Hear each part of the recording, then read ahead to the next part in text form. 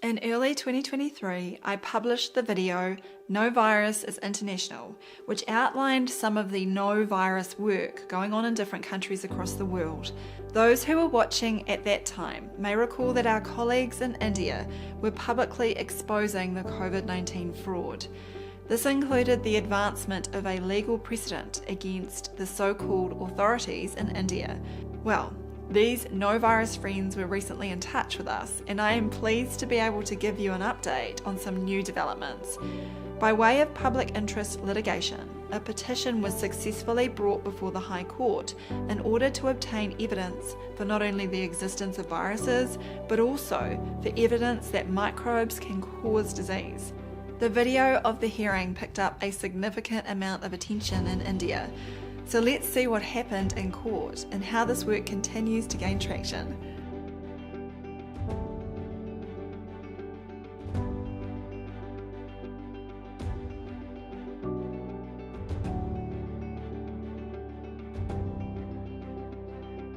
In 2022, my husband Mark and I, along with 18 other international doctors and scientists, signed the Settling the Virus debate statement. The statement challenged the virologists to provide a demonstration that the so-called virus detection techniques even have internal consistency when they are done in a blinded and scientific manner. If not, all the claims about detecting alleged viruses should be abandoned. On the other hand, if the virologists did succeed in this first task, then they would be invited to obtain and purify viral particles directly from an alleged host organism. Those that know about the problems with virology will appreciate that they have not been able to get past these steps. In any case, included in that list of Settling the Virus debate signatories were 3 of our colleagues in India. One was Jitendra Banjara, and we will get to his latest efforts soon. My 2023 No Virus is International video focused on the efforts going on in India to expose the unscientific claims surrounding SARS-CoV-2 and the alleged COVID-19 pandemic. The team also took the opportunity to challenge the validity of germ theory, and here is a flashback to that time. Much of the overall strategy from our Indian colleagues has been to focus on the legal aspects of COVID-19 in their country. For example, under the Indian Evidence Act 1872, the burden of proof is on the government to establish the existence of the alleged SARS-CoV-2 virus in human samples and its pathogenicity with that sample. It has become clear that, like virologists around the world, the Indian medical authorities cannot deliver the evidence with any papers that follow the scientific method.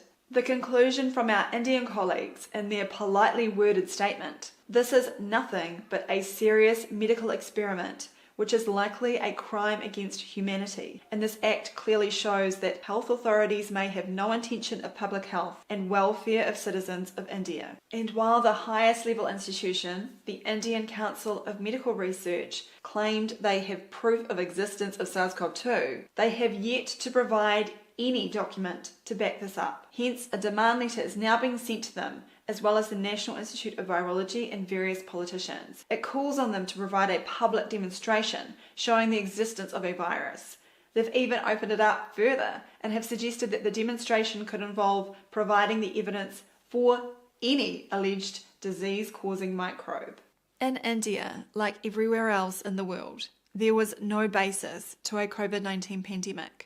The case numbers were generated by the inappropriate use of molecular detection tests, such as the PCR, and the team pointed out the obvious flaws to the Indian Council of Medical Research. Secondly, regarding the PCR-RT-PCR, we already showed in our open legal notice why and how the test is totally irrelevant for the purpose, and it's a misuse of this test that is being used for the alleged COVID-19 pandemic purpose. However, you could not clarify our inquiry in your response. Additionally, we also present herewith excerpts of the laboratory experiment conducted by Dr. Biswaroop Roy Chaudhary and his team to validate the government-approved RT-PCR test for COVID-19. Excerpts. Recently, from June 15th to the 17th, 2022, I and my medical team conducted an experiment wherein we took some fruits, some vegetables, and some animals like rabbit and dog and a few birds like chicken and pigeon. We collected samples of each of them and went to a government-authorised COVID test laboratory to run them through the test to understand which of the samples are COVID positive and which of them are COVID negative. Dr. Biswa Roy Chowdhury demonstrated and explained the invalid and irrelevant usage of RT-PCR test kit to detect the unclear nucleic acid and proved that the RT-PCR testing is non-specific for the purpose of diagnosis. And finally, with no scientific material forthcoming from the Indian medical authorities, the No Virus team charged them to carry out the required experiments to provide evidence for SARS-CoV-2 or any of the viruses claimed to exist. Now it is your responsibility to prove your claim via practical demonstration. You have claimed in your response that you can prove practically the existence of the alleged SARS-CoV-2 virus or disease-causing viruses. Therefore, we are eager to participate and witness your practical demonstration, as it is the only way to prove your claim. Fast forward to 2026, and with no scientific evidence coming from the various Indian authorities, there has been a significant development. In February this year, the tenacious scientist Jitendra Banjara presented a petition to the High Court in India requesting evidence for both the existence of viruses and the germ theory of disease. If we look at the list of respondents, we see that it includes not only the Union of India itself, but the Director General of the Indian Council of Medical Research, the Director of the National Institute of Virology, and the Director for the National Centre for Disease Control. In other words, all the big names from whom the public would expect to have the required evidence on hand. After all, these are the organisations and individuals that push lockdowns, vaccines, pharmaceuticals, and various other measures in their apparent war against microbes. The introduction of the petition reads as follows. By way of this public interest litigation, the petitioner is hereby seeking direction from this Honourable Court to direct the concerned respondents to immediately provide substantial evidence and perform real-time practical demonstrations to prove the claimed particles are real physical entities as disease-causing particles called viruses that living microorganisms, i.e. bacteria, fungus, protozoa, nematodes and others, cause disease. Furthermore, the reality of immunity and immunisation as per the claim and narrative of medical microbiology respectively. The germ theory of disease is the base of inhuman national health policies and a waste of taxpayers' money, putting human life in danger in the name of prevention and control measures. Hence, absence of the proof of the germ theory of disease, the petitioners seek to direct the immediate shutdown of medical microbiology.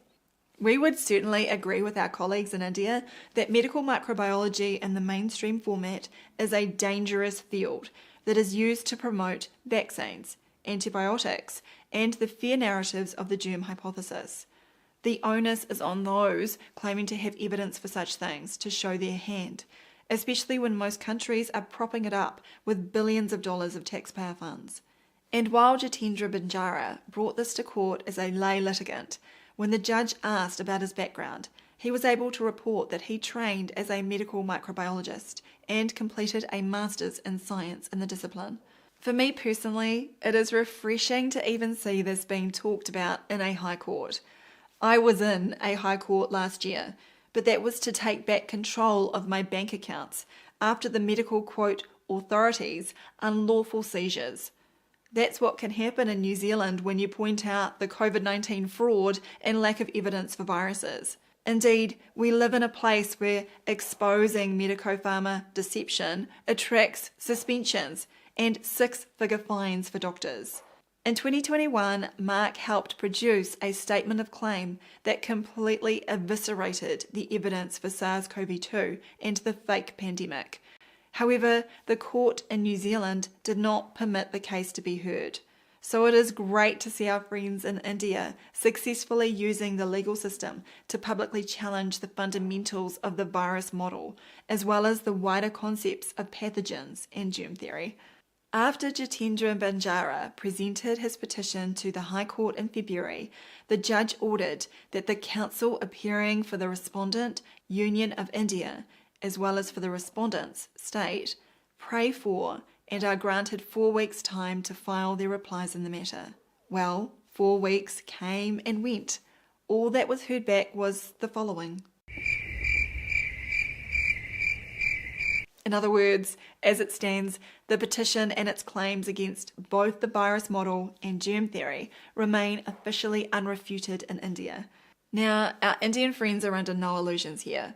They are well aware that it will probably continue to be business as usual for the Indian government and the medico-pharma industry cronies. However, the team are shining more light on this great deception and showing the public that the emperor has no clothes. When the officials were asked some straightforward questions, they were unable to provide the answers that are supposedly settled science. The good news is that the germ theory and no virus discussions have reached millions of people and are now starting to pop up in mainstream domains. For example, at a public event on the 2nd of March this year, Australian immunologist and Nobel laureate Peter Doherty expressed disbelief that members of the public had challenged him about the existence of viruses. I was on social media a lot through COVID. I had more than 100,000 followers. How'd that go for you? You know, there were people who didn't believe viruses existed. And it was insane. Did you engage? How did you see your responsibility as a I tried for a while, scientist? but you find it's absolutely hopeless, and it's totally wearing. It's totally wearing. You can't do much about it. I've gone off social media completely. 'Cause it's all in my head. I think about it over and over again. There was no evidence that Professor Doherty had read or understood the well-developed refutations of the virus model. Apparently he became exhausted, even considering the possibility.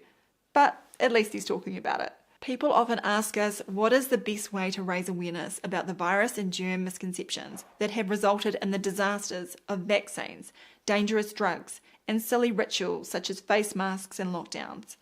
I don't think there is any one answer to that question, except to take the opportunities that present themselves. On this particular occasion, please share this video to spread what happened in India and help encourage a better way forward where more people are in peace with not only nature, but each other as well. If you enjoyed this video, please visit supportdrsam.com.